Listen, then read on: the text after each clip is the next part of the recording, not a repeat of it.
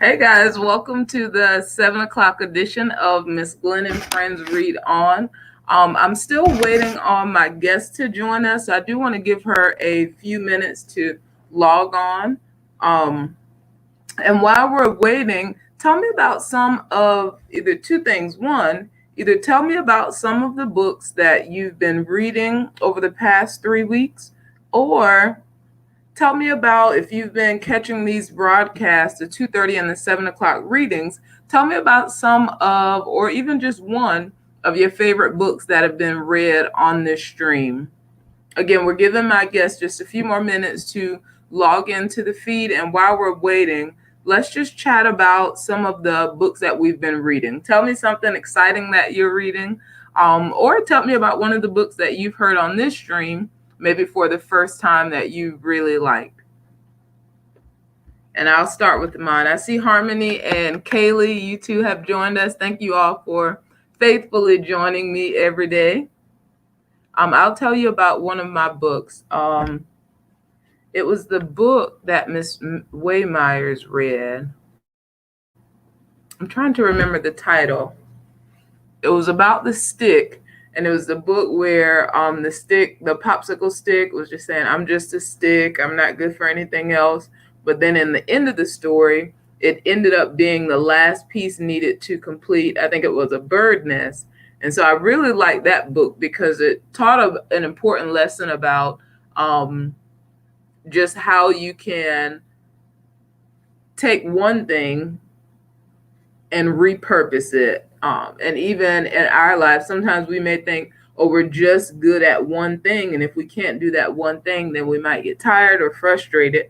When in reality, we can do many other things too. So in the comments, I see Kaylee and Harmony, you're here. Tell me about a book that that you're either currently reading right now, or one of the books you've heard on this live stream that you've really come to enjoy. And anyone else who's joining us now, share that with me, please.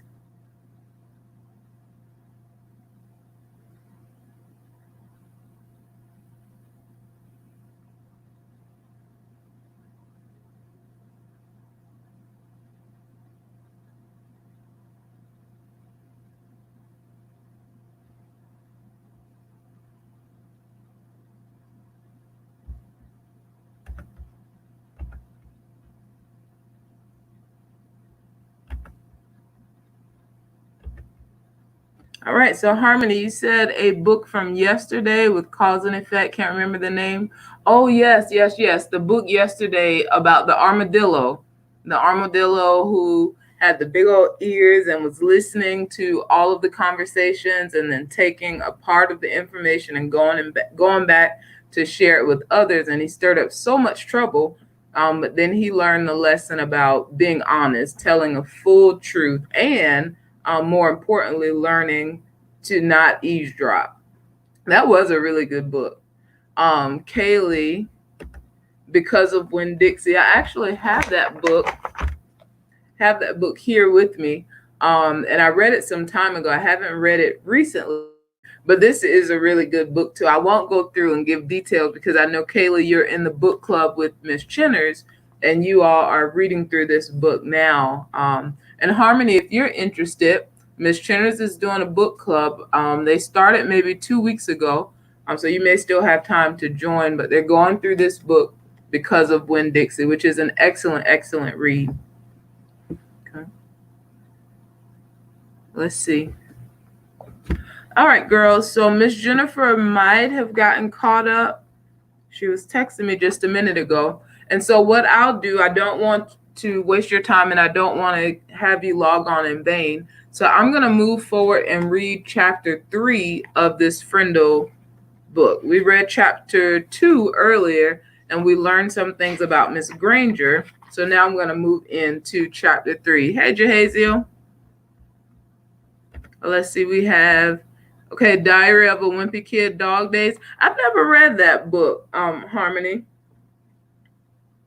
And I'm not sure, is that the one the movie was made off of? Dog Days? And I don't even know, there could be multiple Diary of a Wimpy Kid Diary of a Wimpy Kid books. I'm not even sure about that. Okay. I'll keep looking for your comments, but I'm going to go ahead and begin reading from chapter 3. And if you keep looking down, I'm checking my phone just to see if Miss Jennifer's messaging me. So chapter 3, the title is The Question. The first day of school was always a get acquainted day. Books were passed out and there was a lot of chatter. Everyone asked, "What did you do over the summer?" Periods 1 through 6 went by very smoothly for Nick, but then came period 7. Mrs. Granger's class was all business. The movie was made from the first. Okay, I got you. The first thing they did was take a vocabulary pretest to see how many of the 35 words for the week the kids already knew. Tremble, circular, orchestra, the list went on and on. Nick knew most of them. Then there was a handout about class procedures. After that, there was a review paper about cursive writing, and then there was a sample sheet showing how the heading should look on every assignment. No let up for 37 minutes straight. Nick was an expert at asking the delaying questions, also known as the teacher stopper or the guaranteed time waster. At 3 minutes before the bell, in that split second between the end of today's classwork and the announcement of tomorrow's homework, Nick could launch a question guaranteed to sidetrack the teacher long enough to delay or even wipe out the homework assignment. Nick is a very clever student.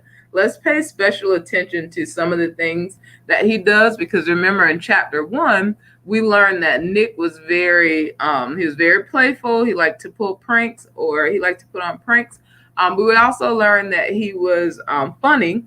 And then in chapter 2, we learned that Mrs. Granger is very strict. So let's pay special attention to the interactions between the two of them. Timing was important, but asking the right question, that was the hard part. Questions about stuff in the news, questions about the college the teacher went to, questions about the teacher's favorite book or sport or hobby. Nick knew all the tricks, and he had been very successful in the past. Here he was in the 5th grade, near the end of his very first language arts class with Mrs. Granger, and Nick could feel a homework assignment coming the way a farmer can feel a rainstorm. Mrs. Granger paused to catch her breath, and Nick's hand shot up. She glanced down at her seating chart and then up at him. Her sharp gray eyes were not even turned up to half power. "Yes, Nicholas?" "Mrs. Granger, you have so many dictionaries in the room, and that huge one especially. Where did all those words come from? Did they just get copied from other dictionaries? It sure is a big book." For those of you who are just joining us, I couldn't get in touch with our guest reader for tonight, so I'm still checking my phone just in case she's able to chime in. But as we're waiting, I'm reading chapter 3 from our Friendle book. And as we're reading, we're looking especially, or listening especially, for the interaction between Nick and Mrs. Granger, the 5th grade reading teacher. It was the perfect thought grenade. Kapow! Several kids smiled and a few peeked at the clock. Nick was famous for this, and the whole class knew what he was doing. Unfortunately, so did Mrs. Granger. She hesitated a moment, then gave Nick a smile that was just a little too sweet to be real. Her eyes were the color of a thundercloud. "Why, what an interesting question, Nicholas. I could talk about that for hours, I bet." She glanced around the classroom. "Do the rest of you want to know too?" Everyone nodded yes. "Very well then. Nicholas, will you do some research on that subject and give a little oral report to the class? If you find out the answer yourself, it will mean so much more than if I just told you. Please have your report ready for the next class." So let's think about that. Did his little trick work? What was he trying to do? Why did he really ask about that dictionary? And did that trick work? Mrs. Granger smiled at him again, very sweetly. Then it was back to business. Now the homework for tomorrow can be found on page 12 of your Words Alive book. Nick barely heard the assignment. His heart was pounding and he felt small, very small. He could feel the tops of his ears glowing red, a complete shutdown, an extra assignment, and probably a little black mark next to his name on the seating chart. Everything he had heard about this teacher was true. Don't mess around with the Lone Granger. So that's the end of chapter 3. These chapters are pretty smart. Let's see. No, and he wanted her to forget the homework. That's right. And so Nicholas thought by asking her a question, she would get distracted and not assign them homework, when in reality, it ended up backfiring on him because not only did he have to do the vocabulary assignment, but he also had to do the assignment of the research assignment about the dictionary. So I'm going to stop there. That was chapter 3. Thank you guys for tuning in. And I'm sorry that we missed our guest tonight, but if I'm able to get in touch with her, I'll reschedule her for one day after spring break. As always, I really appreciate you all tuning in, and I hope that you all are really enjoying the read alouds. And I'd like to invite those of you who join, especially those who join regularly, if you'd like to see your parent as a guest reader, or if you would like to be a guest reader, send me a message on Class Dojo, or if you're not in my homeroom, you can just comment down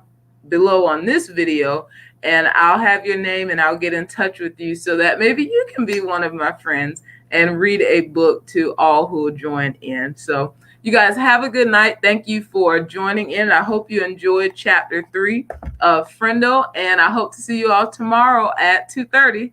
Have a good night.